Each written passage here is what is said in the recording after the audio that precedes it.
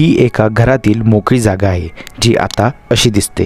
ह्या एवढ्या छोट्याशा जागेत डाटा सायंटिस्ट मानसी यांनी 500 विविध जातीच्या झाडांचे संगोपन केले आहे। यामध्ये विशेषतः जंगलातील वनस्पती, फुलझाडे पाहायला मिळतात। मानसी यांनी वर्क फ्रॉम होमच्या काळामध्ये ही अभिनव संकल्पना त्यांच्या या बाल्कनीमध्ये राबवली, ज्याचा मूळ उद्देश त्यांच्या कामाशी निगडित होता। त्यांना काम करण्यासाठी शांततापूर्ण जागा हवी होती आणि ती संकल्पना त्यांनी सत्यात उतरवली।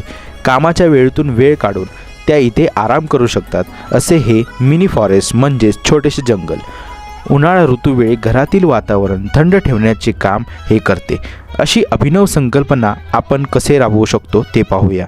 मानसी या सांगतात की अतितीव्र सूर्यप्रकाश टाळण्यासाठी त्यांनी भिंतीसाठी हिरव्या रंगाच्या छटा वापरल्या, किडीपासून संरक्षण होण्यासाठी कडुलिंबाची पाने वापरली।